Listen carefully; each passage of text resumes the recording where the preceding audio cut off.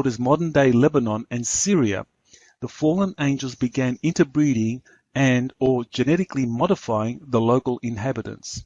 Quote, "And it came to pass, when the sons of men had increased, that in those days there were born to them fair and beautiful daughters. And the angels, the sons of heaven, saw them and desired them. And they said to one another, Come, let us choose for ourselves wives from the children of men, and let us beget for ourselves children. And they were in all 200, and they came down on Ardis, which is the summit of Mount Hermon. And they called the mountain Hermon, because on it they swore and bound one another with curses." End quote. While the former angels had established an outpost on Mount Hermon, it was Antarctica that they would be removed to ultimately after losing the heavenly battle with the righteous angels, according to Ben Nunn's analysis of the Book of Enoch. Ben Nunn cites passages from the Book of Enoch which are very suggestive of Antarctica as indeed the location where Enoch was taken to witness celestial events. Quote, "And I saw the winds on the earth which support the clouds, and I saw the paths of the angels. I saw at the end of the earth the firmament of heaven above. And I went towards the south, and it was burning day and night, where there were 7 mountains of precious stones, 3 towards the east and 3 towards the south. And those towards the east were of coloured stone, and one was of pearl, and one of healing stone, and those towards the south of red stone. And the middle one reached to heaven, like the throne of the Lord of Stibium, and the top of the throne was of sapphire." End quote. What's interesting in the above passage is that Enoch refers to a location that was, quote, "was burning day and night," end quote.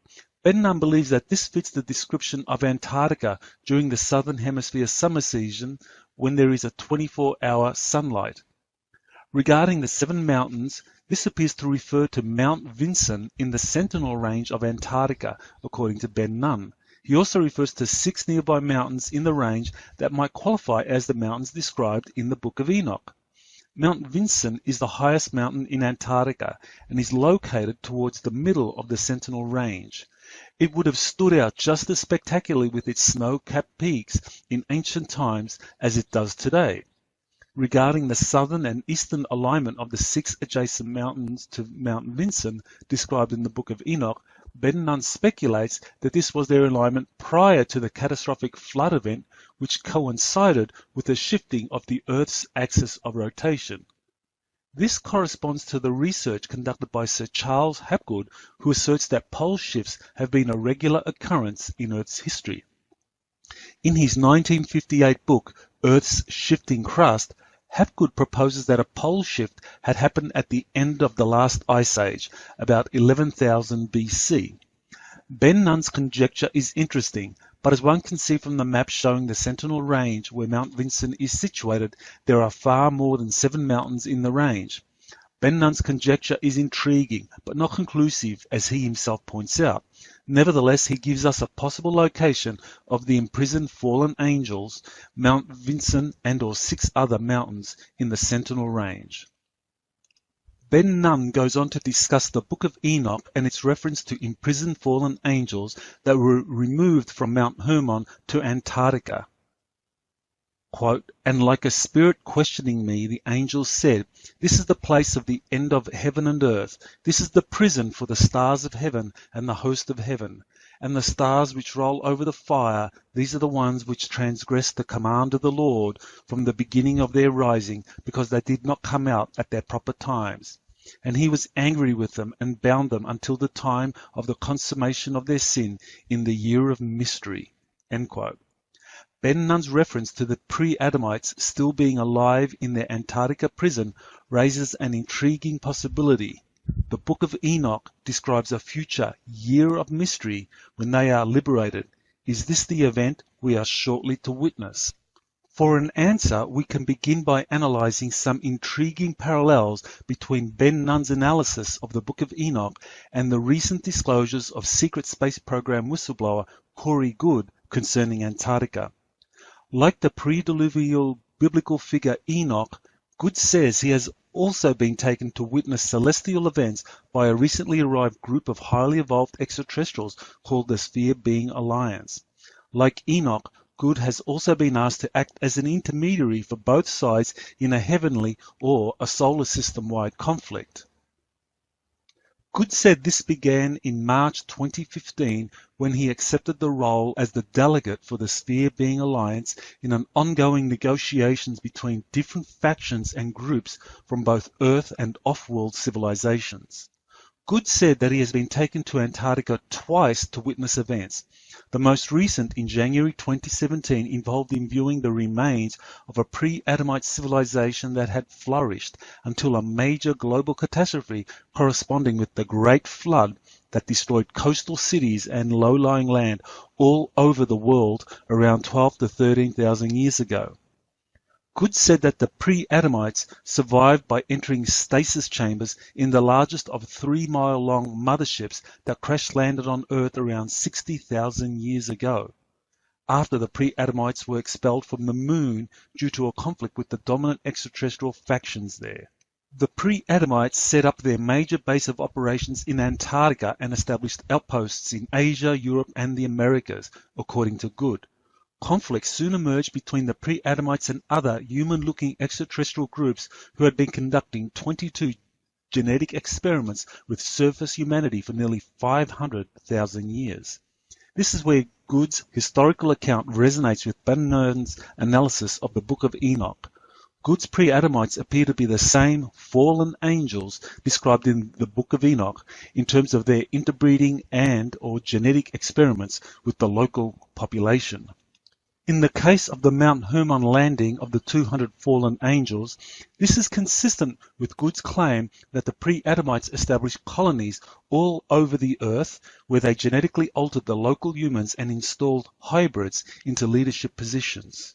Regarding the righteous angels described in the Book of Enoch, these appear to be the extraterrestrial groups that have been conducting 22 long-term genetic experiments which were being interfered with by the pre-Adamites. The Sphere Being Alliance, insofar as they have leveled the playing field for constructive negotiations between different space programs and extraterrestrial factions, the modern-day fallen and righteous angels appear to be playing a similar role to the all-knowing Lord mentioned in the Book of Enoch. Bannon's analysis that the fallen angels were imprisoned in Antarctica and are still alive corresponds with Good's claim that the pre-Adamites are in stasis chambers on one of their massive motherships buried deep below the Antarctic ice shelf.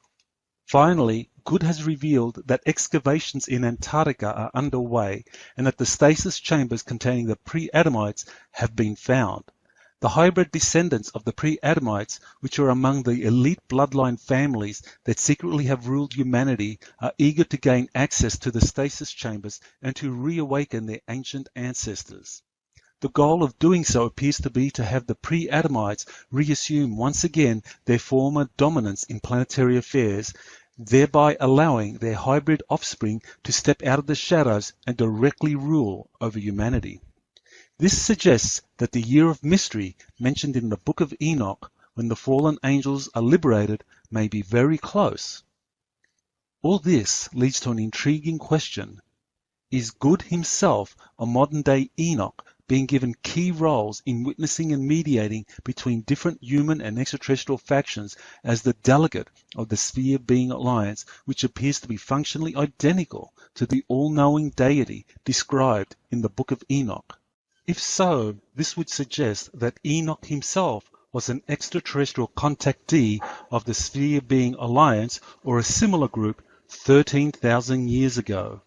If the pre-Adamites or the fallen angels are awakened or liberated, then there will certainly be a need to deal with them and their hybrid offspring about what roles they are to play as humanity awakens to the truth of its history and manipulation by multiple extraterrestrial groups and elite bloodline families.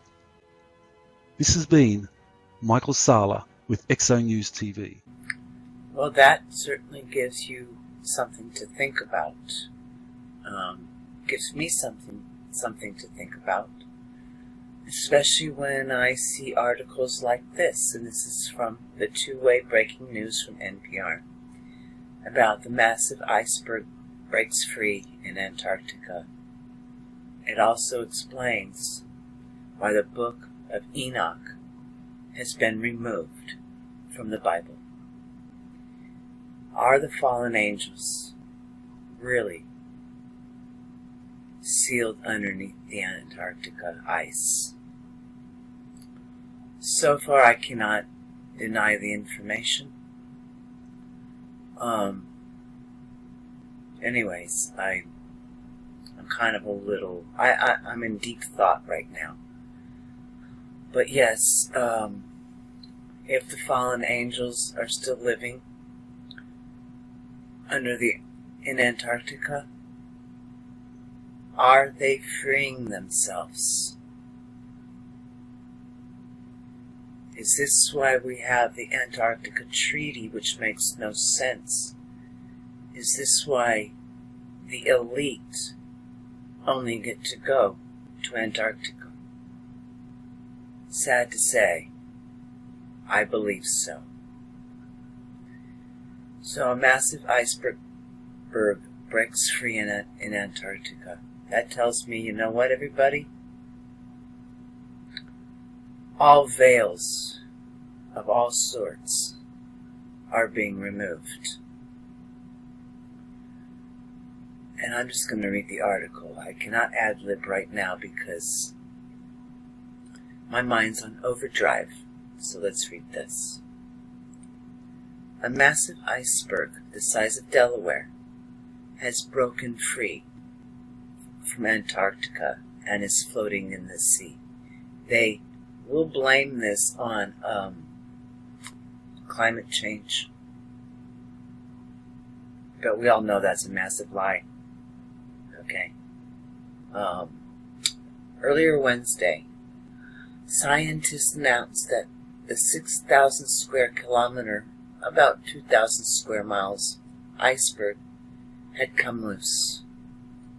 After satellites detected it, had calved off the Larsen C ice shelf on the Antarctic Peninsula. Okay, so anyways, I'm not going to read the whole article, but I just wanted to point this out, that it does look like we are soon, very soon, are going to learn and know the secrets hidden in Antarctica. And if it's true that these fallen angels are still alive, then, well, we need to be prepared. Because, well, I'm not going to go too much into it. I'm sorry. Just, I've had a rough day. I'm kind of in a bit of shock. And it just, things are happening so quick. You know, things are being revealed on a daily basis. Alright, just like when I had the opportunity to speak to the Hopi lady, and she explained to me that the red and blue Kachinas are here. They're not Nibiru. She laughed. This Hopi lady laughed when I mentioned Nibiru. So Nibiru is bullshit, okay? But this, not bullshit. There is something very, very secretive going on in Antarctica. And considering how disgusting our government is, and the elite and the royal bloodline, I must admit that I think I'm going to need to believe that the fallen angels are breaking free of their ice containment. So, here we are at the brink of the battle between good and evil. Good has to prevail. Alright? If these demons are releasing themselves, or our government is helping them, alright, I mean, look at this. A massive iceberg breaks free in Antarctica. Hello? That tells me that our government did that. Our government are the hybrids. The elite are the hybrids. They all have the same bloodline. Alright? That's what's making me think. It's the fact that these fallen angels that are probably beneath this ice are being helped by our government to break free from their ice containment. That's what they're doing. That's what I believe. That's why nobody can go to Antarctica. No fly zone. Because the government knows what's beneath the ice. And our government's evil. So, yes, my friends, it's possible. And I'm sad. I can't explain it. I'm sorry. I'm deep in thought. Maybe I should have waited to do this video. But it's important to know that I think the secrets of Antarctica have been revealed. And with this recent iceberg break, I think the governments around the world were responsible for that. Alright? The government knows the truth. That's why they have that stupid treaty in Antarctica, which makes no sense. Because there's something evil in Antarctica. And I can no longer think that Atlantis is beneath Antarctica. I'm confused. Alright? I'm confused. Anyways, sorry for the pause. I just don't know how to put into words what I'm thinking right now about this. Because, well, gotta admit that the veils are being removed left and right. Deep state has been revealed. The Rothschilds, the Bilderbergs, the sorrowful Soros, you name it, Morgans, Zuckerberg, you name it. They're the only ones who know. And they're evil. They're evil people. So, whatever they're doing in Antarctica is evil. So that's why I believe that in the book of Enoch. That's why I believe that was removed from the Bible. Because they didn't want people to know this information. The book of Enoch clearly states that the fallen angels are alive underneath the ice sheets of Antarctica. And now we have chunks of the ice breaking away. Pretty soon Antarctica will be completely revealed. So, beware. And I better end it here because I'm babbling. And I need to think about what I just saw. Alright, everybody. I love you all. Take care. And good always prevails. The red and blue kachina explained to me by a Hopi, was dog shit simple. Good and evil. And both good and evil are here right now. Right now. The battle of good and evil is going on. Unfortunately, all I'm seeing is the evil. I'd like to see the good. So, it's just a wait and see. I don't want this to happen. You know, I'm kind of sad that I'm living in these times. You know, it's not something I want to see. Anyways, I'm getting emotional. I'm so sorry. So, until next time, I love you all. Take care. Namaste.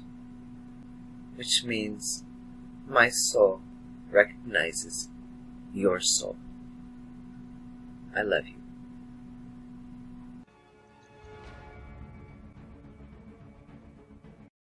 Usual. We're going to be discussing several things in our news broadcast today that clearly are, in some people's opinions, they are conspiracy theories. In other people's opinions, these things are really real. These things are happening on the earth. But we're also going to be looking at this from a prophetic standpoint, something that I discovered recently written in the book of Enoch, a book that, well, in some circles of Christianity and in Judaism, that the book of Enoch is not part of the Bible, but yet it's clearly part of the Ethiopic scriptures. It was even part of the Qumran community, where there's been many fragments, including an incomplete scroll of the book of Enoch that was discovered. So the Jewish people did accept the book of Enoch as an authoritative biblical scripture at one time, and in many Bibles it still is there, including even the Et Sefer that Dr. Stephen Pidgeon has put out as well, where he put this book back in the Bible. So we're going to be looking at some things from there, and we're going to even be looking at some articles that have been considered, well, some might say it's fake news, some might say it's satire. Regardless of the case, there may be some very truth to it, and this is why I wanted to talk to you about these things. Antarctica has really become a major subject in recent, well, in fact, in the last year, even more so. There's been every kind of conspiracy theory that it is a place for a massive alien base. This is where aliens go at. We know of the one of the former military officers, Byrd, who fought a conflict near Antarctica and lost a lot of men, claiming that there were flying discs, flying saucers coming out of the Antarctica, and just there's all kinds of evidence that is legitimate evidence that clearly seems to show that the Antarctica is certainly a base of some sort. The Germans also, under Adolf Hitler, had a base down at Antarctica. There's all kinds of things that are going on in this region of the world, and this year, or actually last year, when the election, John Kerry himself disappeared down to the Antarctica during the very day of election. But what was really strange is that when John Kerry went down there, he goes to New Zealand right afterwards, and there was a massive earthquake inside of New Zealand. I'm going to share with you, you can see some of the images here on this article here from the New York Times. They'll show you some of the images of the earthquake itself. 7.8 magnitude earthquake. The earthquake was very, very shallow, and in one article that we saw that would probably be considered satire, that they have written and stated that the reason why the earthquake happened was because John Kerry did a last-ditch effort and went down to Antarctica to try to meet with the, well, as they put it there, he was meeting with the Guardians. And the Guardians had rejected his plea to put Hillary Clinton in the White House. Instead, Donald Trump would become the next president of the United States. Now, I realize that does. It sounds so far-fetched, sounds so crazy, in fact, to even think of that. And then, of course, they said that the earthquake at New Zealand, where he went immediately after the Antarctica visit, was a warning to him not to come back again. Well, that's what they also said in the article. Those of you that remember, here is a picture here of the Patriarch Kirill. Patriarch Kirill is also the head of the Eastern Orthodox Church, who went also to Antarctica on a very unexpected trip after he met with Pope Francis in Cuba. And Pope Francis gave him a secret document. Never was revealed exactly what was in the document, but it was the first time the two leaders of the both East and Western Orthodox churches had met together to try to mend their relationship. He goes to South America afterwards, and then the unexpected trip to Antarctica. Well, the question is, why did he go to Antarctica? Well, in one article here, the Ark of Gabriel, Antarctica, Russia, and the Apocalypse, speaks about how that the Russian government had actually moved a mysterious ark that was discovered at Mecca underneath the ground there and was brought out. Many people died in the process, according to the article's claim here, and that Russia did a special movement of this ark down to Antarctica.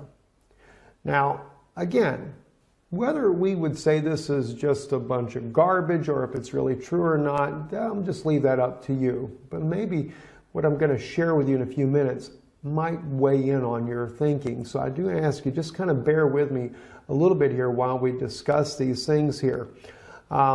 Anyway, at Mecca, if you remember, I believe it was last year, there was a quote-unquote stampede. And the news reported that some 700, in one case 717 people were killed in this stampede. This is something that has never happened before at Mecca, and actually we found out later that it was 2,000 people were killed there in Mecca, and an apparent stampede that killed all of these people. Well, not according to some of the articles there. In fact, as you can see this crane here that is toppled, that what was actually going on at Mecca was an excavation of this strange ark called the Ark of Gabriel, that according to the article here, this was something that Muhammad had said, had prophesied about. And this was buried here beneath this very place, and they were working on trying to bring it out, and some type of plasma release was done, and it caused the death of all these people. Again, is this just conspiracy theories? Is it fabricated? Who really knows? But one thing that is a fact, though, is there was a Russian ship, a scientific ship, headed to Antarctica, and that ship did stop at the port there in Saudi Arabia, supposedly to take on supplies. Well, as you know, Saudi Arabia is not necessarily the greatest friend of Russia, but they did it anyway, right? So then, after that, the ship goes to South Africa and then on to Antarctica. So they did stop and pick something up in Saudi Arabia. So maybe the article has got some truth in it after all. And then right after this ship goes to Antarctica, this is when Kirill suddenly goes down there to visit the one and only Eastern Orthodox Church at the Antarctica. So just too many strange things are happening. And a lot of people just write it off as conspiracy theories, you know, these things about aliens and you know, all this stuff going on in Antarctica. This is just a bunch of nonsense to begin with. Well, you know, I always I looked at these things and I think, wow, that's pretty interesting. I will tell you though, this article here that you're seeing now in English, this article did appear in the mainstream Russian media as well. We did a report on this back months ago, and I was trying to find the actual report I did on it. Could not find it to save my life there. But I wanted to share that with you, and if you look back, maybe you can find it yourself. But when we did the report on this, we used Russian media, mainstream Russian media, that does not look at this as being just a fabrication.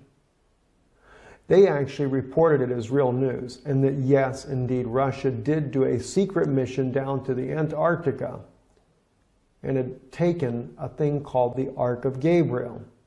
So there is a Russian news source out there that does not look at this as some kind of conspiracy. And it went much deeper than what this article goes into it. We shared that with you once before. But then something caught my attention the other day. As you can see on your screen now, this is the book of Enoch.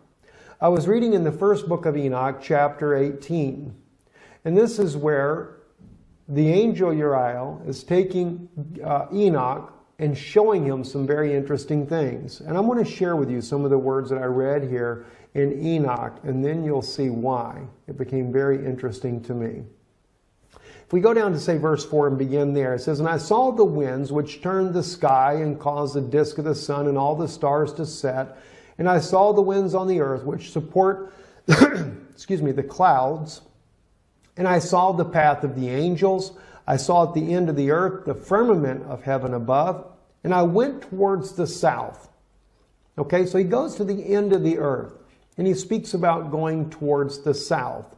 "And it was burning day and night, where there were 7 mountains of precious stones, and 3 towards the east and 3 towards the south."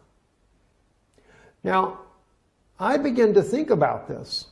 He's talking about 7 mountains, but 3 go to the east and 3 go to the south. And he's talking about going towards the south. And I'm thinking to myself, okay, and he's talking about it being that it burns day and night. It was burning day and night. In other words, the sun is not setting. And I'm thinking to myself, well, the South Pole, that describes the South Pole like no other place on Earth. The sun just doesn't really ever set. It's always daylight. And so it really caught my attention. But then he mentioned about the 7 mountains. And of course he talks about the stones, etc. But then he says east and 3 go to the south. Well, that really got my attention. So I thought to myself, okay, is there a place down at the Antarctica that would kind of match this type of description? Well, oddly enough, there is. It's Mount Vincent. Now, you have to keep in mind what you're looking at here on your screen. You have Mount Vincent right here. It is called the 7th summit. There are 3 going south. Now, you would say these are 3 to the west. It's actually described as southeast and southwest. But keeping in mind, when Enoch went here, the earth had not been tilted off its axis. So therefore, north and south, east and west was a bit different, right? And if you take and tilt the earth back the way it would have been, this will go just like that. And then you would have the 3 peaks, as it speaks about here, and we have the summit here, 3 peaks here. Those would go down to the south, just as he describes, and these here, the 3, would go to the east, just as he describes there. The 7 mountains, the 7 summits, and 3 to the east and 3 to the south. That really began to make sense. But the words here in Enoch get a little bit more strange, though.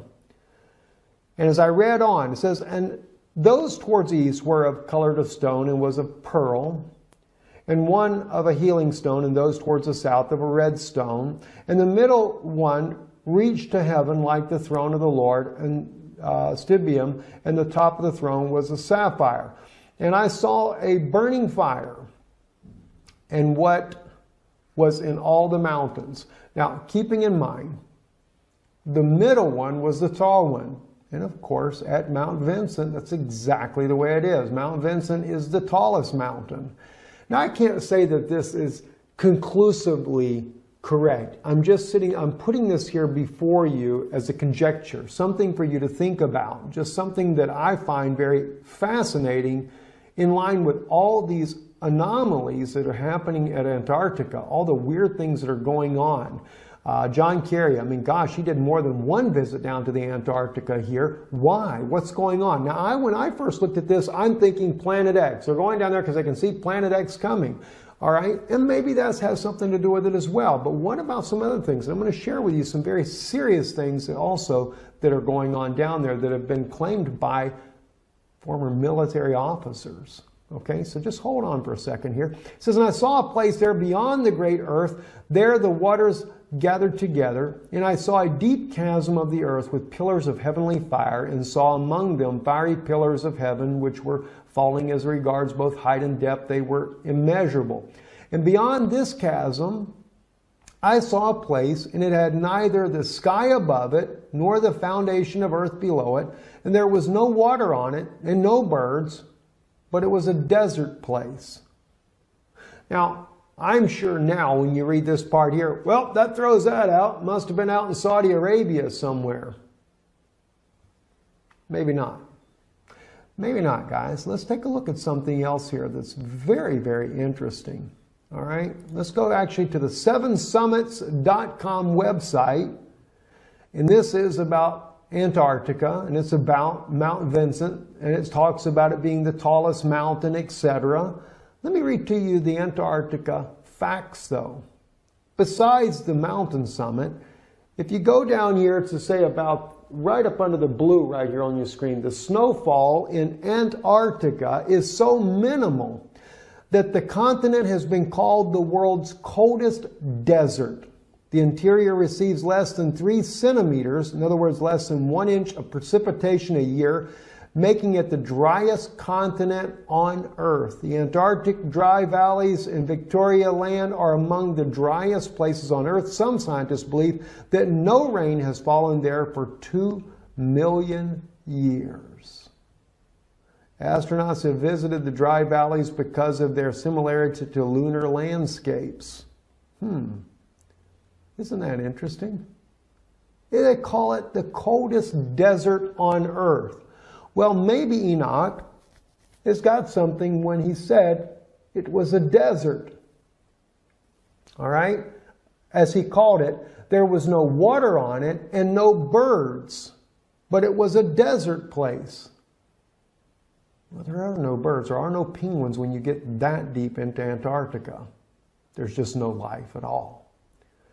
And a terrible thing I saw there, 7 stars like the great burning mountains, and like a spirit questioned me. The angel said, this is the place of the end of heaven and earth. This is the prison for the stars of heaven and the host of heaven, and the stars which roll over the fire. These are the ones which transgress the commandment of the Lord from the beginning of their rising, because they did not come out at their proper times. And he was angry with them and bound them until the time of consummation of their sin in the year of mystery.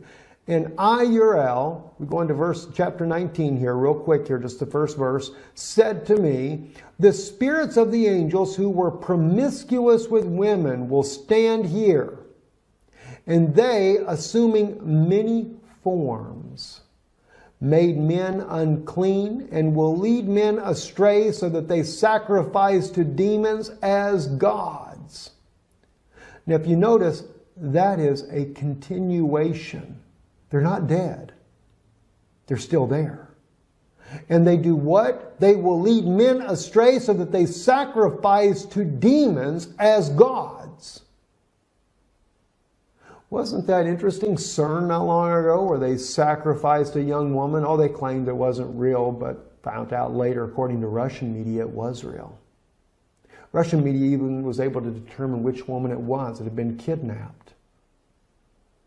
That was by not just so much the media, it was actually Russian intelligence officers that determined this information, but it was in Russian news, and we shared that with you here on Israeli News Live. So they sacrifice to demons as gods. They will stand there until the great day of judgment, on which they will be judged, so that an end will be made of them. But they still have very much access to men on this earth, and they are leading them astray, and they can they assuming many forms. That's pretty wild. I mean, I've never seen anything like this in my life. And the point is that I make here, when we look in chapter 18, it appears to be, and it could be completely somewhere else different on the earth. All right, I'm just saying this as a conjecture to you to consider this. But it appears to be that Antarctica is that region that he's speaking of. For one, it has to be a place that's burning day and night. That sun is where they can see day and night. It seems to really match up, and that's what's really, really fascinating, in my opinion, there. And again, just like the mountains, if you were to take into consideration the antediluvian destruction that tilted the Earth off its axis and put the Earth back right on its axis, and then look at the peaks here on the map in behind you here,